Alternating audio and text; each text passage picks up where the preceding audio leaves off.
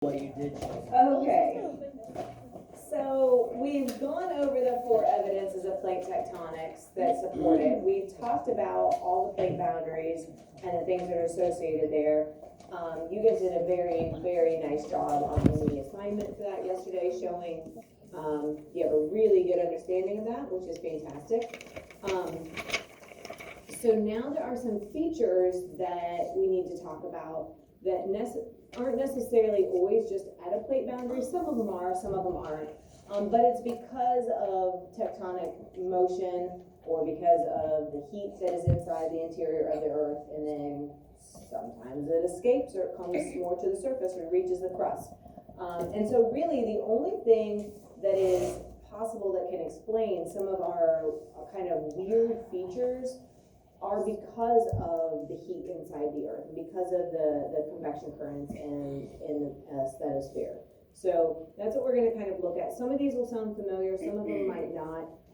We have a few videos that are going to go with it too. So I might stop us a few minutes early so we can watch a few of them. And then, we'll finish up the others on Monday that we don't get to. The other thing, there are a couple really cool videos that I have that are like 40 minutes long. We're gonna hold, yeah, I know. And there's also like a couple programs that cover this stuff that we're gonna probably cover and then watch, thank you, after you guys do the state test, which is May 2nd, because they're so long. They're really good, so I don't wanna just like skip them all together. But we're going to be able to better use our time, making sure we get to all the topics and you guys are comfortable with all the material that you might possibly see on the test. And then that last month, basically we get to do fun stuff. We get to watch a bunch of the videos that we skipped. We'll get to do some projects that we skipped. So there's going to be a lot of cool things. So really we're going to push hard until May 2nd. You guys are going to take the test. And then from there, we'll get to come back to a bunch of the awesome stuff that we've kind of had to skip. Stuff that's not going to really help you be any more prepared for the test, but that's really good to kind of see like the real world, real life connections between what we've learned and what's going on out here, what's going on that we've experienced or, is happening in our world. So kind of starting now, that's going to happen. So like there's a really awesome tsunami documentary that we're going to watch from the earthquake and the tsunami that hit Japan in 2011. So that's kind of the first thing that we're going to start with our skipping. But we will come back to it. I write it all down. So if I say, hey, we're going to come back to this, I won't forget. I have a Post-it that I keep track of, so we don't forget it. So the first thing on slide number 35 is a tsunami. And it's a long, high sea wave caused by an earthquake that originated out in the ocean.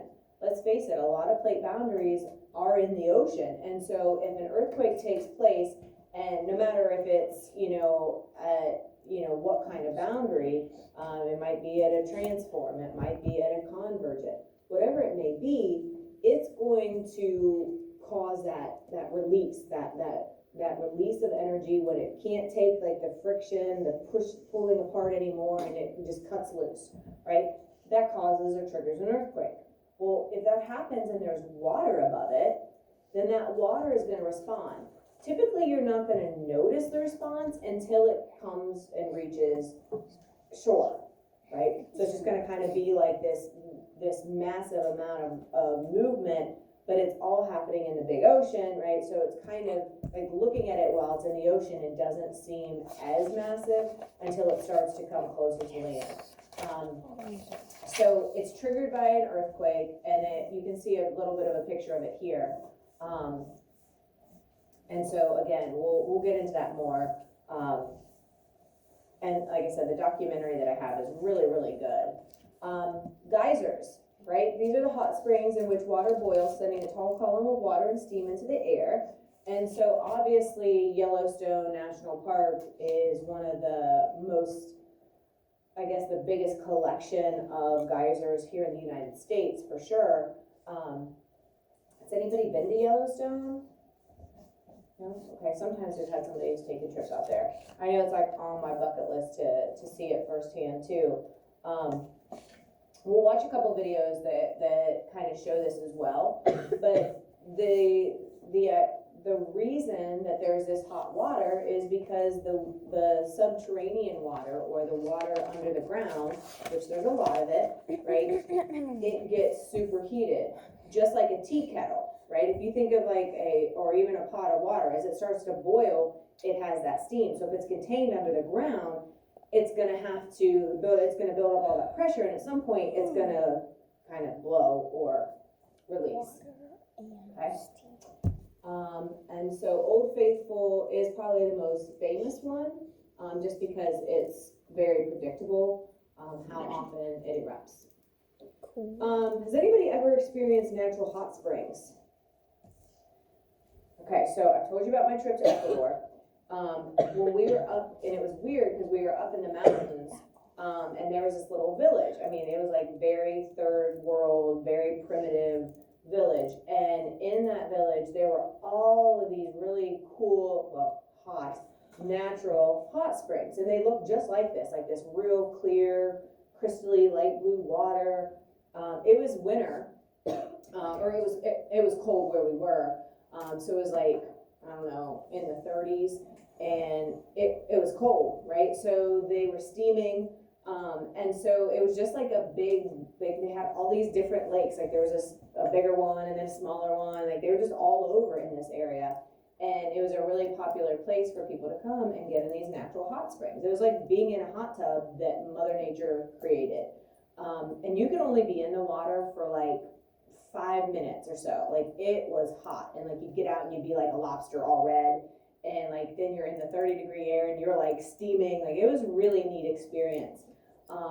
So, and I know that like they have a lot of these like in different places, and so usually, you know, we have commercialized places like this in the United States, and like there's like resorts and different hotels and like things in these areas where they, you know, can kind of, you know, obviously it's an attraction for people to come there. But if you ever have the opportunity to get into a natural hot spring, it's very neat.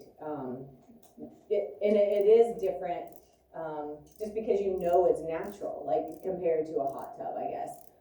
So very, very cool. But the water, like if you have like, you know, a spring-fed lake or pond, it's fed by hot water. And so it's because you have like this subterranean volcanic activity, meaning way down deep, and it's heating up that area, and it's heating up the water that goes with it, and then it feeds into these, you know, little ponds and lakes and things. So there are some at Yellowstone, obviously, because you have a lot, and sometimes it's because the crust is thinner at certain places. That's why like we don't have them here. Like we don't have, like obviously deep down, we still have heat beneath us, but like the situation, the circumstances have to be right for these geysers and for these hot springs to exist. So the potential could be there, but like not all of the characteristics that would be needed, and that's why all these things aren't found everywhere. And so sometimes it's just because there's like, it's thinner for whatever reason right there. The crust is thinner, and so it allows that heat to reach the surface where we can experience it. Sometimes there's been damage or there's cracks, and it allows that to come up. So just different things can kind of be responsible for allowing that internal heat to kind of reach us here on the surface. Hot spots, you can kind of see, and they are exactly what they sound like. They are spots that are hot. Not necessarily, sometimes you can see like it's following a plate boundary, but there's some that are just random, and actually the Hawaiian Islands are created from hot spots. And so there is a spot that, you know, for whatever reason, has that opportunity for that heat to be able to reach the crust. This just so happens to reach the crust in the middle of the ocean. So it's over oceanic crust, or in oceanic crust. And so basically this magma is finding a way, and it's not a violent explosion like a volcano, but the magma is just kind of oozing and seeping out, and then as it hits that cold ocean water, it cools, and it cools. And it's not at a divergent plate boundary where you get seafloor spreading and a ridge, but it's just like this spot, and that magma keeps coming up, and then it cools, and then it comes up, and it cools, and it comes up. And eventually, if that happens long enough, it's going to reach above the water level, and you get these little islands that form. the Hawaiian Islands, for example. And so we'll watch a video that shows this really well. Okay, so rift valleys. These are large cracks that form in the crust, and they happen at divergent plate boundaries. So this is where I was saying the Laffy Taffy. If you think of like taking a big piece of Laffy Taffy and pulling it, right, it starts to get thin in the middle, and it kind of drops down. And that's kind of what's happening when you have divergent boundaries at continental crust. It's going to start to spread apart and get thin and kind of drop down. So this used to be together, and then it spreads and it kind of drops, okay? And so you get these steep walls or valleys that form as the crust pulls apart, and this is going to happen at continental crust pulling away from continental crust. So divergent boundaries for continental crust. We know that seafloor spreading happens at oceanic crust that's pulling apart. So here, because the crust is thicker, it's like, right? The oceanic crust, you like that little sound effect? Mm-hmm. The oceanic crust is very thin, so as it pulls apart, the magma is just right there ready to fill in. But because the continental is so thick, you know, as it spreads apart, it just kind of gets thinner in the middle and drops down, right? And usually the magma isn't going to be able to like fill it in like it does with the thinner oceanic crust. And so I do have a couple videos that we'll watch on this as well that will kind of show this. So we'll probably, like I said, I'll try to save some time and we'll watch those at the end today. So rift valleys, again, that's one of the features that we said in that weird type and bold font is one of the things that you should recognize goes with a divergent boundary. And it's something that you should, that makes sense logically. If it's pulling apart and it's thick, it makes sense that it would kind of form that kind of feature.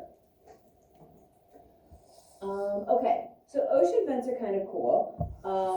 Not cool, hot again. And it's because if you get like a little crack or a fissure in the ocean crust, okay, and you have all that heat underneath, some of that hot, it's like superheats the water as that hot air kind of releases up through that crack. And so in the very, very frigid, cold bottom of the ocean, you get these areas where you have all this hot water, right? And so what happens is things that are not normally, and Zach, I think you had mentioned or had a question or a comment a couple weeks ago about this. And I said, hold that thought. Well, kind of here it is. Most things can't survive in the very dark and in the very cold and of the bottom of the ocean. There's not a whole lot of organic or living creatures, plants or animals. Well, yeah, no monsters, right? So when you have these areas that all of a sudden are very, very warm compared to everywhere else, it does provide a small little mini ecosystem that is different from the cold of the surrounding ocean. And so there are some kind of unique critters that are down there, and we will watch a couple of videos that show this. And it's pretty cool because, you know, a lot of times, like, you know, it's going to provide a habitat for some organisms that normally wouldn't be able to be there. And really, it's just because you get this cold seawater kind of dripping into those cracks, and then it gets superheated and like pushes its way back up as it gets heated. Because hot things will expand, and so if it's in this tiny crack and it's expanding, it's at some point going to have to shoot back out, and that's what happens. So this can happen at divergent or convergent subduction zones. So far we've talked about at a divergent, where you have the divergent boundary is pushing the oceanic plates at seafloor spreading, but then it causes a convergent boundary, as the oceanic crust hits that continental, and we know that that's a subduction zone. We're also going to look here in a minute at trenches, and they actually form with oceanic and oceanic converging, and they're going to form what we call trenches, right? And so that's cold seawater gets superheated by the hot magma, and then re-emerges from those vents or those cracks in the crust. sometimes that water can be as hot as like 700 degrees Fahrenheit. So, and then obviously, I mean, it'll cool off fairly quickly. So, you know, out here, it's not gonna necessarily be super affected by it, but immediately by the crack, it will. And then it kind of disperses and spreads that warm water out a little bit. Okay, ooh, so these island arcs, we've kind of talked about it, we haven't given it the name. It's a type of archipelago, which is like a group of islands that kind of form or go together. So if you look here, this is showing a subduction zone. So as this plate converges on the oceanic, or excuse me, the continental plate, it happens parallel to the coast. So we've been saying all along that a lot of times the plate boundaries, it's not like it's the coastline exactly. So I know that this plate actually is way out here, even though the crust that I see is a lot further in. And so since this boundary is happening in the ocean off of the continental crust, it's going to still form a subduction zone. So a lot of times you can get a line of islands that form parallel to the crust, right? So parallel to the coast, to the continental crust that we visibly can see. So it's the same thing that happens if the plate boundary is more lined up with the coast, and then the subduction zone would be over here, and then the volcanoes would be actually on the coast, forming that line of volcanic islands. Yes? There's like, with the vents, there's just like an area, a certain amount of distance away, that's like a perfect temperature. It could be. I mean, it makes sense because that cold water isn't going to instantly cool down 700 degrees Fahrenheit, right? So logically it would make sense that, yeah, it's gonna be really hot right there, but then it's gonna kind of disperse. Kind of like if you have, like, you know, cold water and you dump hot water in, like right where you dump it, it's gonna be a little bit warmer, obviously, for a little bit. So yeah, I mean, that makes sense that that would happen. And so again, it just depends on where exactly these plates are colliding. If it's the collision happens off of the coast, then you're gonna get the subduction zone off of the coast. If the convergent happens, you know, more underneath the continental crust, or right at it, then the subduction zone would be more over here, giving you the line of volcanoes more on the crust. All right, and I'd mentioned that before, but this picture shows that pretty well. Okay. Okay, and sometimes people misidentify the Hawaiian Islands and say, oh, they're formed at a convergent boundary because of subduction zones. They're not formed at a boundary at all. They're kind of right in the middle of a plate, and it's because of a hot spot, not because of a convergent boundary forming a subduction zone. So I try to kind of just point that out because it is easy for sometimes to confuse that. Let's see.